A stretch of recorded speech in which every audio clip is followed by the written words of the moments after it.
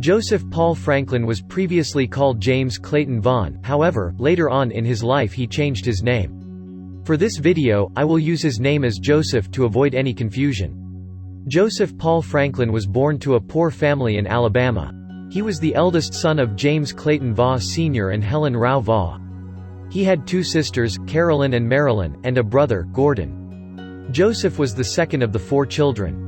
A little background on his parents: Helen, his mother, immigrated to the United States from Germany. Her parents were big supporters of the Nazi Party during World War II. They were very strict with the way they raised their 7 children, and had a lot of control.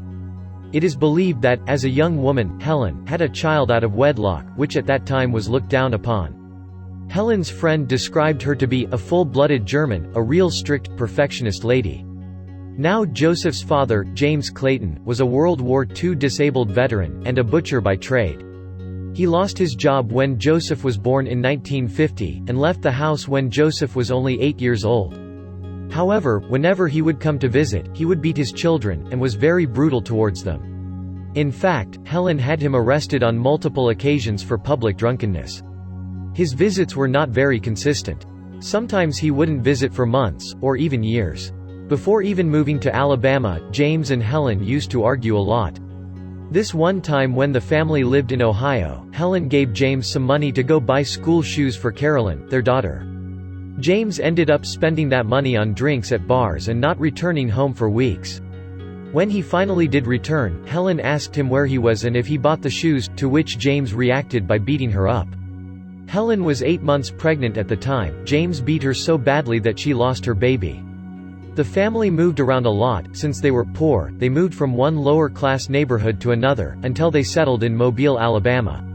The physical abuse against the children and Helen continued on. At the time, especially in Alabama, racism was at its peak. There were signs at different sites of the city that would distinguish black people from white people, for example, white waiting room, or no colored people wanted, only white. As black people started standing up more for their rights, crimes committed by Ku Klux Klan also started increasing rapidly. So the area Joseph grew up in was very segregated too. African Americans were banned from attending the same schools, churches, parks, and even swimming pools as white Americans. There was segregation in everything possible. Joseph explained that when he was a kid, he wasn't racist against black people. He had no contact with them.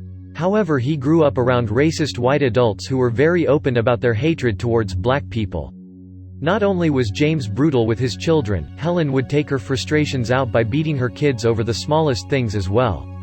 Her daughter said living at home was like hell because you were always getting beaten up. Even after Helen got divorced, she was extremely violent with not just her kids, but also the neighbors' kids, who she used to babysit to earn some money. Joseph developed a lot of anger and mental health issues because of his upbringing and would often take his anger out on animals. Helen would further advocate his behavior by doing the same if the kids brought any animal back home. Helen would injure the animals badly. The kids were extremely scared of whenever James would visit them because he would always beat them and Helen. Joseph used to dream of the day he could finally run away from home and live a life where he didn't have to suffer every day. At first, Joseph was a clever student who remained quiet and didn't have any friends. He was a loner. However, when things became extremely bad at home, his grades also started declining. As a teenager, he developed a lot of violent behaviors. So did his brother, Gordon. They would often hunt and abuse animals, beat each other up and play with guns. One thing Joseph loved a lot was reading fairy tales. It helped him escape from the abusive reality he was living in. He also got into a bicycle accident at the age of 7 that left him blind in his right eye and partially blind in his left eye. However, he said, he could still see good enough to shoot with his guns. In the early 1960s, he enrolled in the state's largest and oldest high school, Murphy. He was surprised to see black students as this was the first time he was exposed to no segregation.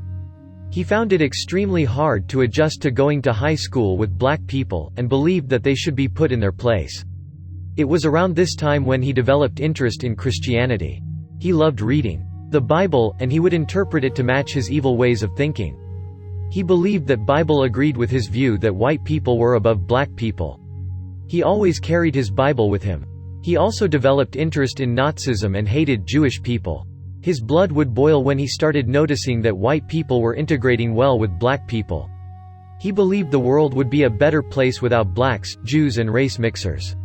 He was absolutely fascinated by Hitler and believed that Hitler's final solution could work. He joined the American Nazi Party at the age of only 13. In 1967 he dropped out of high school. His behavior became extremely violent at this point, and he also got abusive towards Helen, his mother. In 1968, around Valentine's Day, he met 16-year-old Bobby Louise Dorman and got married to her just 2 weeks after. It was finally a way for him to leave his family. Bobby said that Joseph was kind and gentle in the beginning, however, after a few weeks, he became extremely violent with her. He would often beat her up. She was scared for her life and felt like he was going to kill her. However, Bobby decided to finally get a divorce, convinced that her husband was mentally unstable. Joseph also had friends who would further his hate for black and Jewish people, to the point where Joseph didn't even view them as people anymore. When Joseph joined the American Nazi Party, he cut all ties with his family and moved to Washington. In 1973, when he returned, he found out that his mother had passed away. He was upset to hear about this and wanted to speak with his sister Carolyn, who was married and had a family of her own. When he found out that Carolyn had a black maid, he was outraged and started arguing. Carolyn told him to leave if he can't handle it. And so he did. That was the last time he ever met his sister again. James believed that the government had given too many rights to black people and snatched away rights from white people. He believed Jewish people were conspiring with black people to take over America. He often fantasized about killing all the Jews and black people. Black and Jewish people became the main purpose of his life. James was also fascinated with Charles Manson, who was also a white supremacist that killed the Hollywood actress Sharon Tate. He was also extremely against interracial couples and wanted to kill them. He believed that he was put in this earth from God on a mission to end interracial relationships. He also got inspired to start a race war by bringing in enough white people to team up against black people. He was often get jailed for carrying concealed weapons. He would insult interracial couples he would find on the streets. He wanted to assassinate as many black and Jewish people as he could.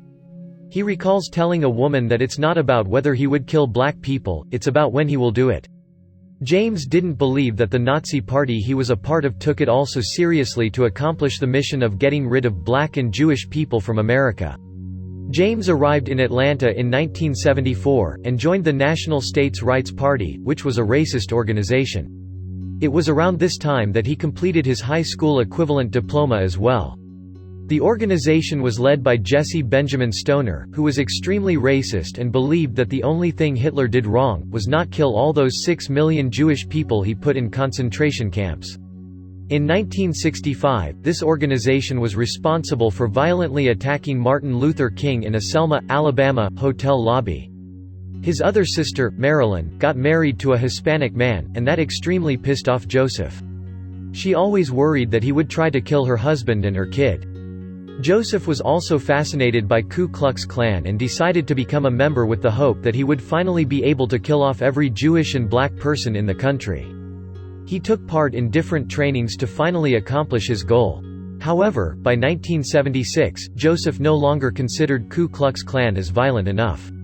They were a joke for him. He decided to train himself and accomplish his goal on his own. On the 21st of September 1976, James followed an interracial couple and sprayed them with mace. When he was arrested, he simply said, "I believe interracial relationships are wrong." However, he was soon let out of the prison. This was the start of his violence crimes. He was excited about it. It was around this time that he changed his name from James to Joseph, so that he could go to Rhodesia and join Rhodesian Armed Force, and kill black people. Had he not changed his name, he feared he wouldn't have been let into the force because of his criminal records. Eventually, he ended up not going, but he was still happy with his new name. In the summer of 1977, Joseph was ready to commit his first major crime, against Jewish people. On July 29, 1977, he firebombed Beth Shalom Synagogue in Chattanooga, Tennessee, destroying it. Loss of life was prevented because some of the worshippers left early that evening, and as a result, there were not enough worshippers for a minyan.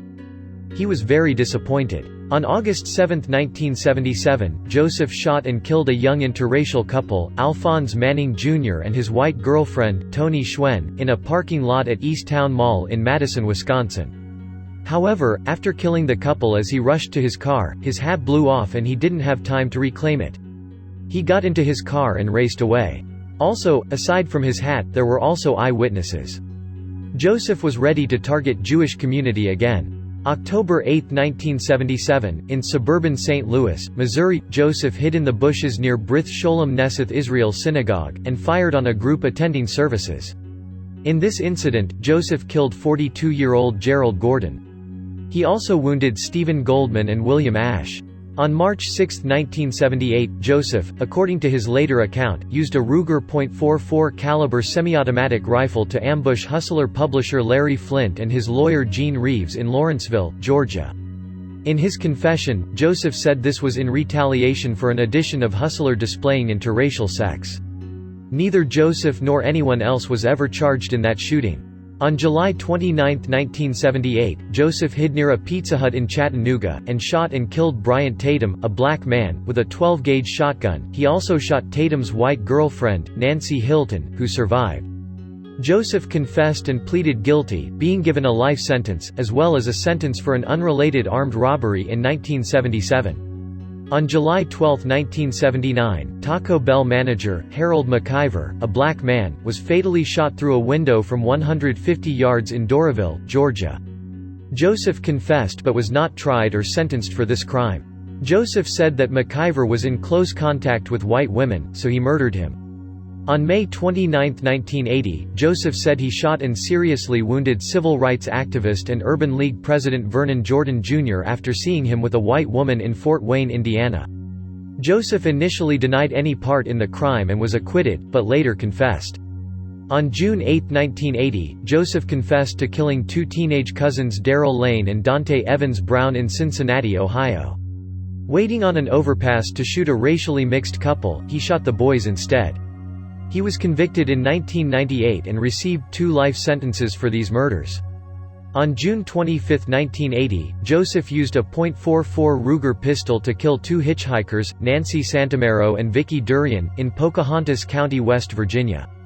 He confessed to the crime in 1997 to an Ohio assistant prosecutor in the course of investigation in another case. He said he picked up the white girls and decided to kill them after one said she had a black boyfriend. Jacob Beard of Florida was convicted and imprisoned in 1993 on these charges. He was freed in 1999 and a new trial was ordered based on Joseph's confession. On August 20, 1980, Joseph killed 2 black men, Ted Fields and David Martin, near Liberty Park located in Salt Lake City, Utah. He was tried on federal civil rights charges as well as state first-degree murder charges. Following the 2 murders in Utah, Joseph returned to the Midwestern U.S. traveling through Kentucky. He was detained and questioned regarding a firearm that he was transporting in his car.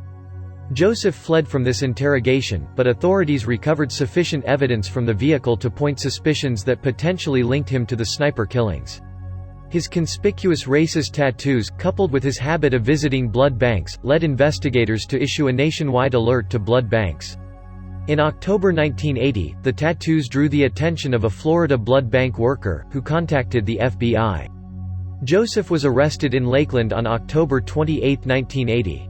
He tried to escape during the judgment of the 1997 Missouri trial on charges of murdering Gerald Gordon. He was convicted of the murder charge. The psychiatrist Dorothy Ottnow Lewis, who had interviewed him, testified for the defense that she believed that he was a paranoid schizophrenic and unfit to stand trial. Lewis noted his delusional thinking and a childhood history of severe abuse. Joseph was held on death row. In August 2013, the Missouri Supreme Court announced that Joseph would be executed on November 20. Missouri Attorney General Chris Koster said in a statement that by setting execution dates, the state high court has taken an important step to see that justice is finally done for the victims and their families. And so, Joseph was executed at the Eastern Reception, Diagnostic and Correctional Center in Bonne Terre, Missouri on November 20, 2013.